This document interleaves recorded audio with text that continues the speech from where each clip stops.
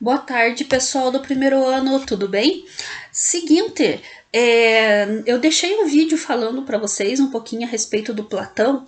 Hoje, então, eu vou deixar esse vídeo para a gente falar um pouquinho do grande discípulo do Platão, que é o Ari, né? Para nós que somos íntimos, o Aristóteles. O Aristóteles, a gente quando olha no papel, a gente confunde demais. O ideal é, tipo, você, sabe, ficar prestando atenção e você conseguir tentar entender que é tudo um bolo só. Não é um monte de coisas que você tem que decorar. É um bolo. E se você entende uma parte, você vai entender tudo. Tranquilo? Vamos lá então tentar estabelecer uma revisãozinha do que o Aristóteles nos ensinou.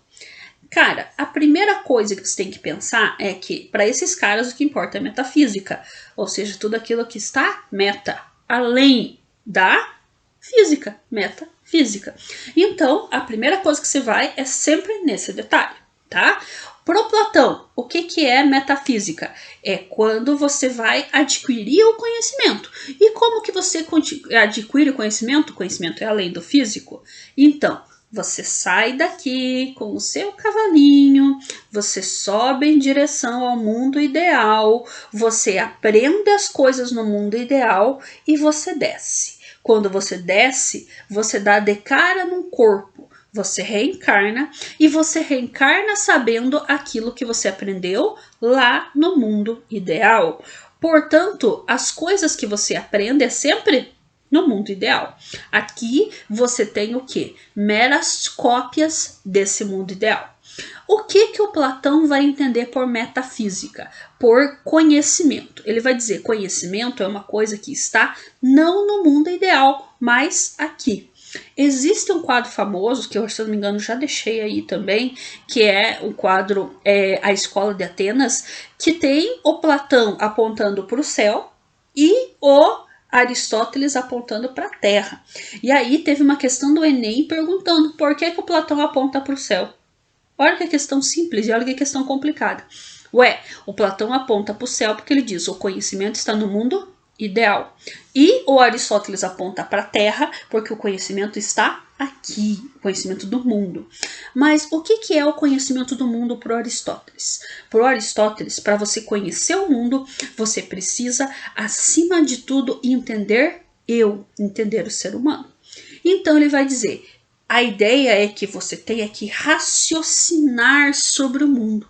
Você tem que entender o mundo através do raciocínio. E aí ele começa a fazer esse raciocínio, essa observação.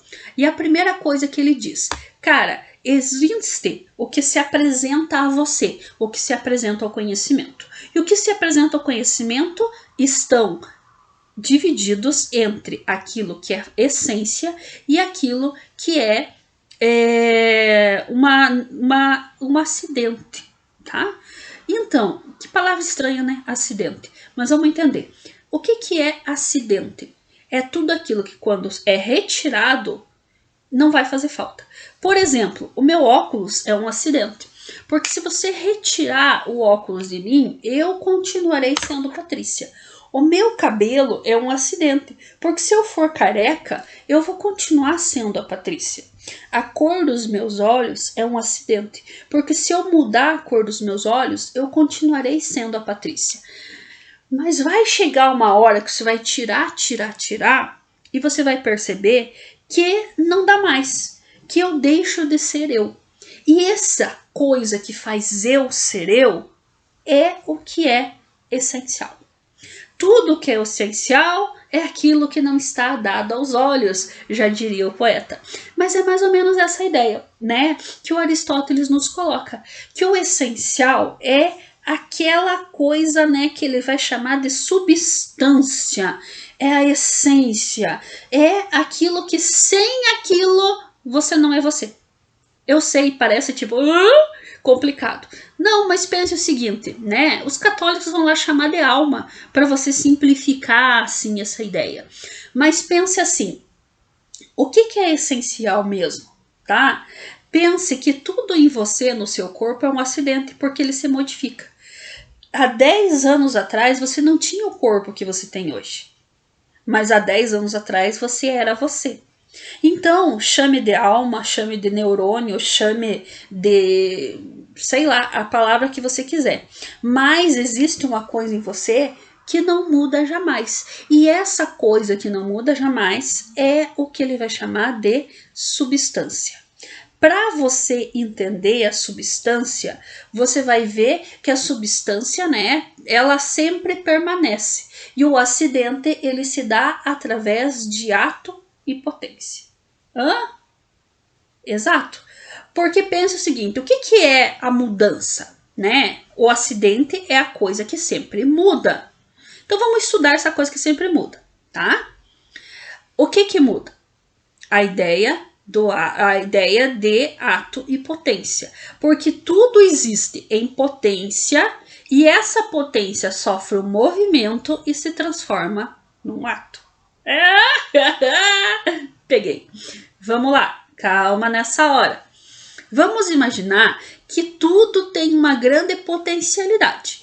Eu, por exemplo, quando era criança, eu era um ser em potência. E em ato eu me transformei em certas coisas, em outras não, tá?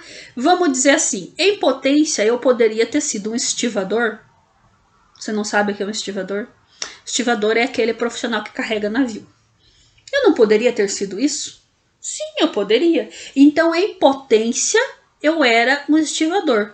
Em ato, eu me transformei no estivador? Não, me transformei em professora. Todas as coisas, elas são potência, e aí dessas potências, de todas as potencialidades, acontece o movimento, e o movimento transforma essas potências em ato. Vamos pensar assim, uma semente. Pega uma sementinha de laranja. O que ela é em potência? Em potência, ela é uma semente de laranja. Mas em ato, acontece o movimento que transforma. E em ato, ela pode ser um navio. What, professora? Pois é, pensa o seguinte, potência, né?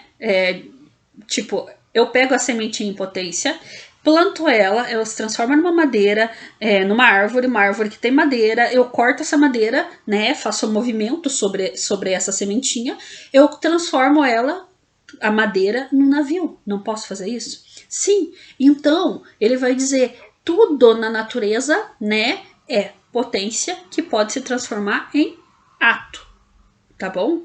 Agora vem a pergunta difícil. Quem vem antes, o ovo ou a galinha? Já ouviu essa?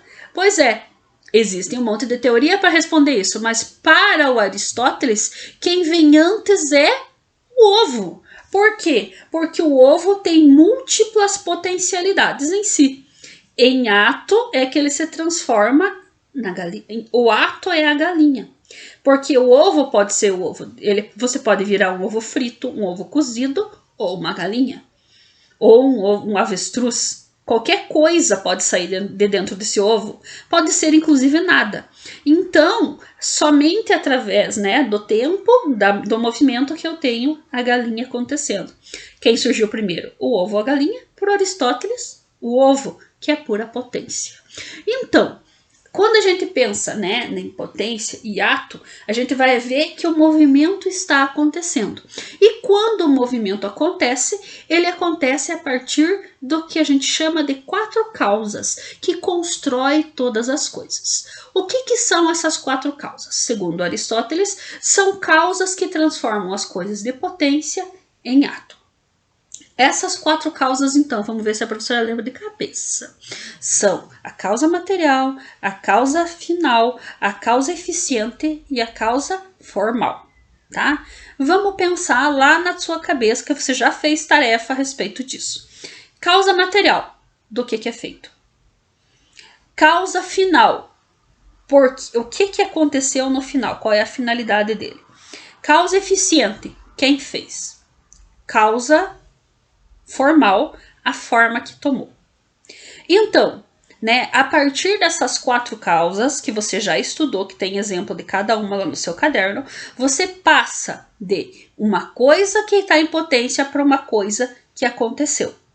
Percebam, então, que quando você olha lá na teoria, tudo é muito confuso no trabalho do Aristóteles, mas quando você vê nesse todos juntos, você percebe que é toda uma linha de raciocínio completa, tá bom? Então, o que o Aristóteles está falando, pessoal? Que através dessas 4 causas, tudo se completa. Percebam então que o Aristóteles é importante, por quê? Porque pela primeira vez ele está colocando o raciocínio para explicar a realidade. Enquanto Platão dizia que ao redor daqui tudo é sombra, tudo é cópia do mundo ideal, o Aristóteles diz, não, o conhecimento não é no mundo ideal. Eu posso, através das 4 causas, através da ideia de ato e potência, analisar o mundo conforme ele está aqui. Beleza? Então, além disso, a gente pensou em outras coisinhas lá, né, no nosso exercício de revisão. Uma delas é, né, a ideia de política. A ideia de política e a ideia de ética, a ideia para esses caras é a mesma coisa. Tudo para o Platão, ele se dá a partir dessa ida do homem, do mundo real para o mundo ideal. E para o Aristóteles, da vivência que o homem faz aqui. Tanto que o Platão vai dizer, cara, o homem é zoom politikon, o Aristóteles diz. O que é zoom politikon? Um animal, né? Um animal feito para política. O homem está aqui, feito para política. Nós nascemos para ser felizes e para fazer política. E o que o Platão diz? Que a política é uma coisa que está lá em cima. Você nasce para ser ou um escravo, ou um soldado, ou um político, um rei. Portanto, a política é uma coisa que já aconteceu. Você só tem que obedecer. Observe então a partir disso, né, essas transformações que vão acontecendo e vão permanecendo entre esses 2 autores. Isso é extremamente importante para você entender os autores que estão vindo em seguida. Eu sei que isso está bem atrasado em relação ao conteúdo, mas pessoal, isso é o conteúdo. Você tem que aprender a fazer a ligação entre eles, porque eles não estão desamarrados. Tá bom? Para eu entender os autores que estão à frente, eu tenho que entender esses caras que estão aqui. Por isso que enquanto vocês estão estudando lá à frente, eu estou fazendo a revisão dos caras que estão mais atrás, para a gente aprender a grudar esses autores. Beleza? Foi um prazer estar aqui de novo. Tô com saudade de vocês. Espero que essa nhaca acabe de uma vez, que a gente ache uma vacina, que eu não aguento mais ficar aqui fechada nesse quarto. Beijão. Tô saudade.